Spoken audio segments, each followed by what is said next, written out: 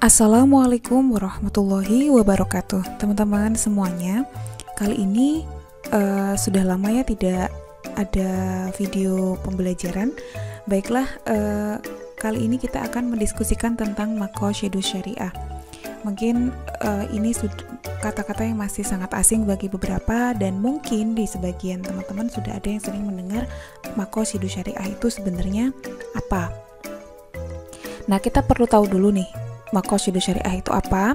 Di sini kita ketahui bahwasanya maqasidus syariah itu terdiri dari dua kata. Yang pertama adalah maqasid, yang kedua adalah syariah. Maqasid sendiri merupakan jamak dari kata maksud atau qasoda yang artinya adalah tujuan. Sedangkan syariah sudah kita pelajari di awal perkuliahan bahwasanya syariah adalah sesuatu yang ditetapkan oleh Allah kepada hambanya berupa ajaran-ajaran agama, atau kalau misalnya secara bahasa mungkin diartikan sebagai tempat untuk menuju ke sumber air tanpa terputus. Sehingga kalau misalnya kata maqasid dan juga syariah ini digabungkan menjadi satu, maka maqasidus syariah merupakan tujuan dan juga fungsi syariat berupa mendatangkan kemaslahatan baik dalam bentuk mewujudkan ataupun memelihara kemaslahatan tersebut. Jadi tujuan kenapa sih syariah itu diwajibkan atau mungkin diharamkan atau mungkin disunahkan kepada hambanya itu sebenarnya apa? Nah, disitulah yang disebut dengan maqasidus syariah. Jadi dalam maqasid syariah ini kita menggali sebenarnya tujuannya ini apa sih? Kenapa sih kok kita nggak boleh minum khamr? Oh, ternyata itu bisa merusak akal, yang mana itu akan mendatangkan kemadharatan. Kenapa sih kita itu kok disuruh bersabar misalnya? Oh, ternyata bersabar itu memberikan kemaslahatan A, B, C, D. Nah, itu yang disebut dengan maqasidus syariah. Jadi kita menggali sebuah hukum berdasarkan tujuan kenapa hukum tersebut disyariatkan. Jika Asy-Syatibi, ini adalah salah satu tokoh usul fikih juga, mendefinisikan bahwasanya maqasidus syariah itu bertujuan untuk mewujudkan kemaslahatan manusia di dunia dan juga di akhirat. Jadi supaya di dunia nanti juga tetap enak gitu ya, mendapatkan kebaikan-kebaikan dan kemaslahatan, di akhirat pun juga demikian. Nah, sekarang apa sih pentingnya ilmu maqasid syariah ini? Kan kita sudah belajar usul fikih nih, terus apa sih sebenarnya maqasid syariah ini fungsinya bagi kita? Nah, di sini kita perlu tahu bahwasanya maqasidus syariah itu adalah sebuah cabang ilmu yang juga penting di dalam Islam. Karena apa? Dengan kita mengetahui sebenarnya apa sih tujuan Islam itu mensyariatkan A, mengharamkan B, kita bisa lebih mengagumi lagi dan mungkin akan menambah keimanan kita juga terhadap Islam gitu ya, bahwasanya Islam itu adalah sebuah agama yang sangat sempurna, memberikan aturan-aturan itu tidak hanya syukur aturan saja, tapi juga ada rasionalisasinya atau realisasinya yang bisa diterima oleh akal. Dan juga yang kedua yang terpenting adalah dengan kita mengetahui maqasidus syariah, maka ini penting untuk orang-orang yang akan berijtihad ya, ataupun bagi orang-orang yang akan mengamalkan itu sebagai pengikut gitu. Mungkin kita tidak berijtihad, tapi jika kita tahu apa itu tujuan syariah tersebut, maka kita akan terhindar yang disebut dengan taklid buta atau ikut-ikutan tanpa tahu dasarnya. Nah, di sini bisa kita pastikan bahwasanya hukum yang didatangkan oleh Allah kepada hambanya itu tidak ada yang sia-sia bahkan ataupun tidak mendatangkan faidah kepada kita, tapi pasti ada. Kalau kita mau menggali, berpikir keras sebenarnya apa sih tujuannya, itu pasti kita akan menemukan yang mana tujuan itu tidak lain adalah untuk mendatangkan kebaikan bagi kita dan juga menjauhkan kemudaratan bagi manusia. Kemudian yang perlu diingat juga bahwasanya maqasidus syariah itu kesannya kan kita mencari-cari nih. Nah, padahal enggak serta-merta mencari-cari, namun apa yang kita cari itu didukung dengan dalil dari Al-Quran ataupun hadis untuk membuktikan sebenarnya itu benar atau enggak. Jadi tidak reka-reka manusia aja, tapi juga harus didukung dengan dalil-dalil yang ada di dalam Al-Quran ataupun hadis. Nah, sekarang mengetahui maqasidus syariah tadi ternyata terbagi menjadi 3. Mungkin ini sudah dibahas pada kategori maslahah ya, namun Maqasidus syariah di sini ternyata ada 3 kategori nih teman-teman, dan ini akan menjadi tolak ukur di mana kita bisa menentukan tujuan syariah itu ada di mana. Yang pertama adalah ad-daruriyat atau kebutuhan primer gitu ya, kalau bisa dibilang kalau di dalam bahasa Indonesia, yang mana kemaslahatan ini bersandar pada eksistensi manusia ke dalam kehidupan ataupun masyarakat. Jadi kalau misalnya kemaslahatan ini tidak ada, maka akan terjadi ketidakstabilan atau mungkin kerusakan, bahkan kesengsaraan, entah itu di dunia maupun di akhirat. Seperti halnya makanan dan juga minuman, itu kan hal yang penting di dunia dan penting di akhirat. Kenapa? Karena dengan makan kita bisa beraktivitas di dunia, dan akhirat pun kita juga masih bisa melaksanakan ibadah-ibadah yang sudah diwajibkan kepada manusia. Maka makanan dan minuman itu adalah masuk dalam kategori ad-daruriyah. Kemudian yang kedua adalah hajiyat. Hajat ini berarti sekunder ya, yang mana perkara-perkara ini dibutuhkan manusia untuk menghilangkan kesulitan. Jadi misal itu tidak terwujud, sebenarnya kitanya juga nggak akan apa-apa, tapi kita akan mengalami kesulitan. Contohnya, kita diperbolehkan sholat dengan duduk gitu kan. Ini bukan sesuatu yang urgen kita sholatnya harus duduk, enggak. Tapi kalau misalnya kita lagi ada dalam perjalanan mungkin, atau mungkin kita sakit sehingga tidak bisa melaksanakan sholat dengan berdiri gitu kan, maka dibolehkanlah sholat dengan duduk. Ini merupakan salah satu bentuk maqasidus syariah dalam tingkatan hajiyat. Kemudian yang ketiga adalah at-tahsiniyah, yang mana tahsiniyah ini adalah tersier ya, berarti jikalau itu tidak ada gitu kan, itu nggak akan merusak tatanan kehidupan dan juga nggak akan membuat kita sulit, namun mungkin kita akan jadi lebih pantas, lebih beradab, lebih rapih gitu, intinya kurang lebih seperti itu.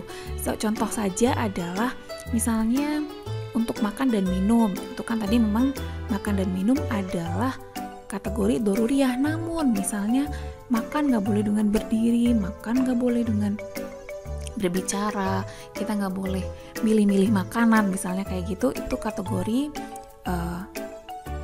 tahsiniyah. Atau dalam hal menutup aurat nih, misalnya menutup aurat adalah wajib, namun mau kita menutup aurat pakai baju yang nyambung antara kerudung dengan bajunya, itu merupakan kategori tahsiniyah.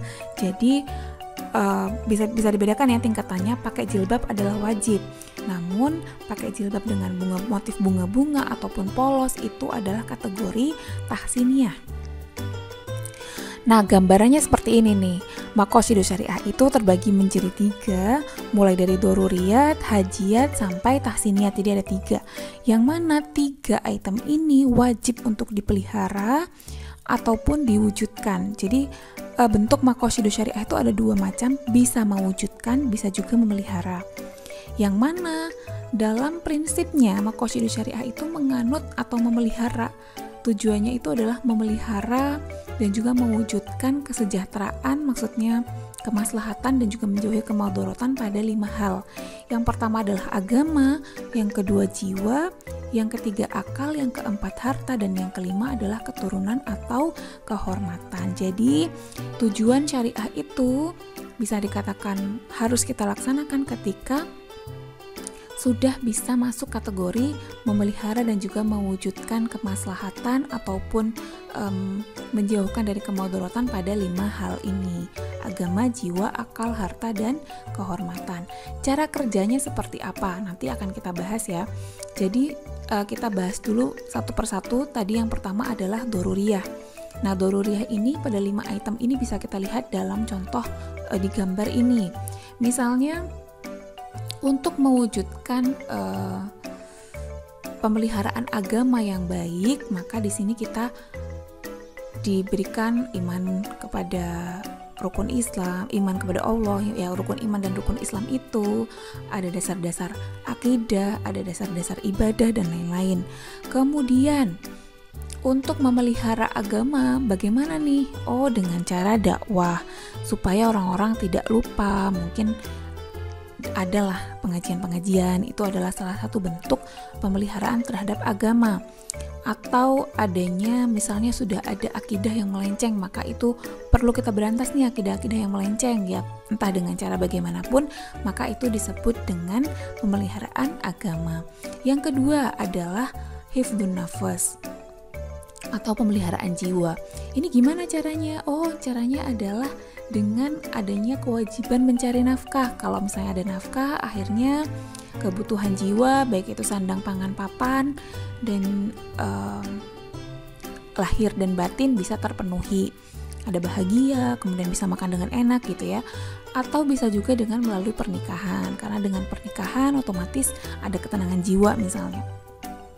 Kemudian bagaimana sih caranya untuk memelihara supaya kebutuhan jiwa tadi itu terpenuhi? Oh, ada hukum kisos, yang mana bagi seseorang yang menghilangkan nyawa orang lain itu diberi hukuman. Nah, kurang lebih kayak gitu.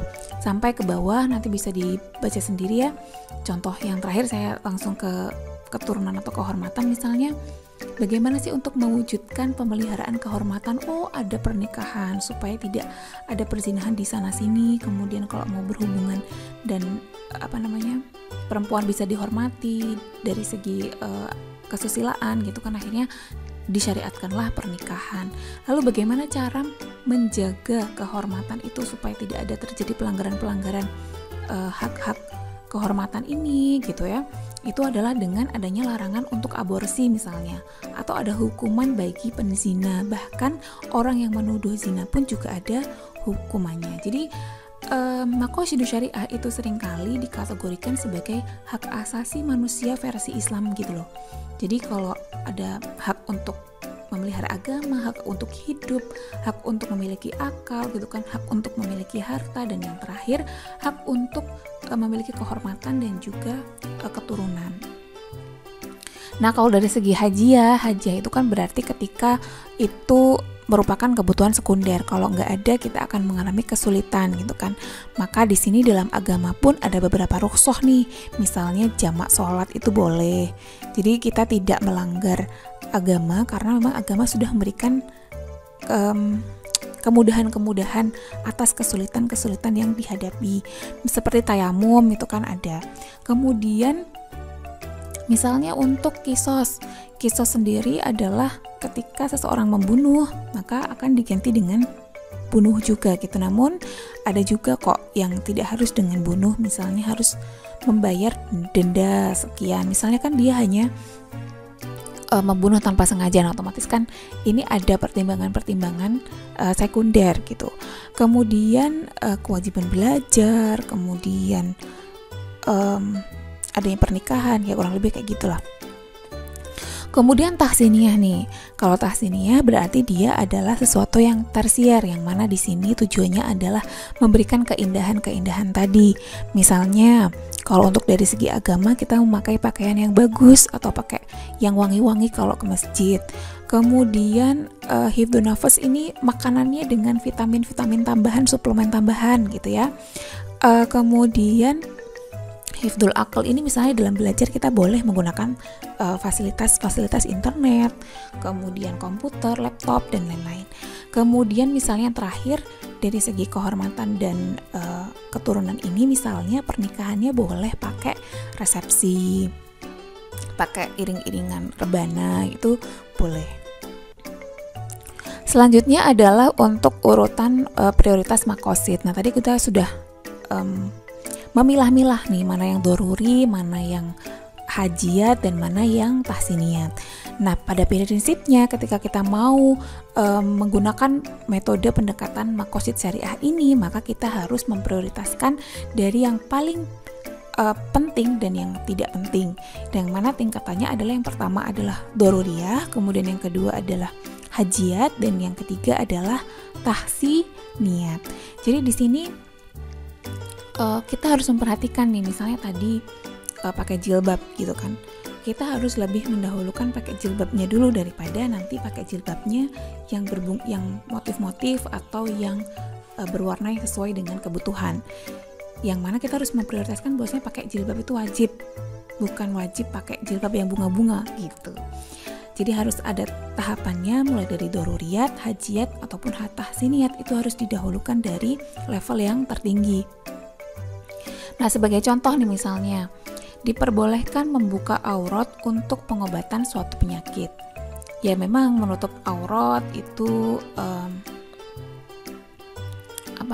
wajib gitu ya, tapi ternyata berobat itu juga wajib karena itu menjaga jiwa gitu. Terus bagaimana nih kalau ternyata lebih urgen, misalnya kecelakaan, nah otomatis boleh untuk membuka aurat demi pengobatan, atau karena sakit lah, itu kan sesuatu yang daruri ya, yang mendesak, maka itu diperbolehkan. Lain halnya kalau misalnya mau operasi kecantikan, nah misalnya mau operasi kecantikan dokternya laki-laki nih, itu gimana dong? Nah itu kan lebih diutamakan yang mana? Nah kurang lebih seperti itu. Atau makan bangkai. Makan bangkai ini sebenarnya haram juga ya, tapi secara daruriyat karena memang ternyata kondisi mendesak, tidak ada makanan, terdampar di pulau gitu kan, kita tidak bisa menemukan apa-apa gitu kan, akhirnya boleh makan bangkai atau makan sesuatu yang haram. Kemudian dari maqasidus syariah ini akhirnya lahir banyak konsep atau kaidah-kaidah gitu kan ya, yang mungkin kaidah-kaidah ini mungkin sudah sering terdengar oleh beberapa teman-teman, yang mana ada ad-dararu yuzalu, yang mana bahaya itu harus dihindari. Kemudian ada juga darul mafasid aula min jalbil manafi', yang mana di sini menyingkirkan segala kerusakan itu lebih utama daripada mendapatkan kemanfaatan. Kemudian ada juga ad-daruratu tubihul mahdurat misalnya, yang mana di sini boleh makan barang yang diharamkan saat kondisi darurat kecuali tidak berlebihan lah ya, atau membuka rekening di bank ribawi sekedar untuk mengambil gaji karena memang aturan perusahaan. Nah itu misalnya yang kalau contoh sekarang. Kemudian ada juga al-masyaqqatu tajlibut taisir.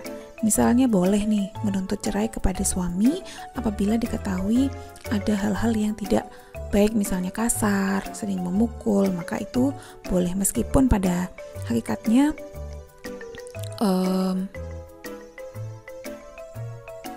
itu juga mengalami kesulitan gitu ya. Kemudian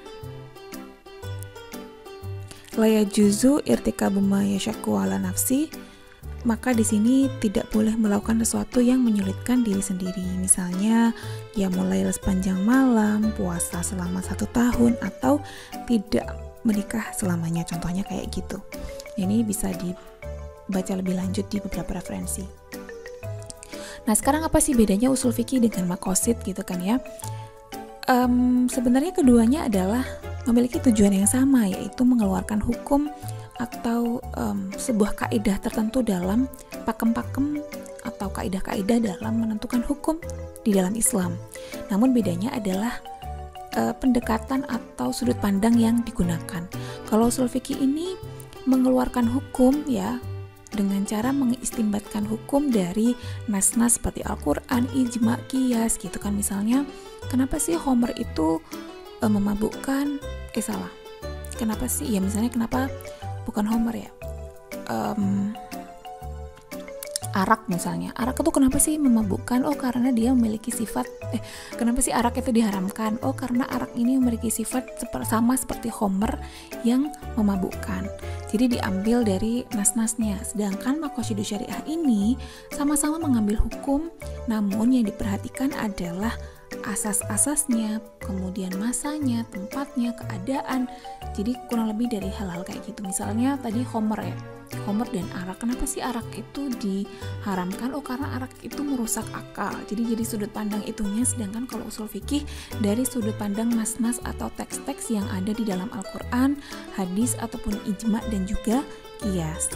Jadi kurang lebih seperti itu ya teman-teman, semoga bisa dipahami apa itu maqasidus syariah, bagaimana cara kerjanya, dan bagaimana cara kita menentukannya. Memang kita ini bukan mujtahid yang mengeluarkan hukum, namun kita bisa mengira-ngira nih, ketika kita mau melakukan sesuatu, ini doruri nggak ya, ini bisa nggak sih, saya tuh mendesak banget nggak sih melakukan ini gitu misalnya. Ya kurang lebih seperti itu, semoga bisa dipahami. Kita akhiri, wassalamualaikum warahmatullahi wabarakatuh.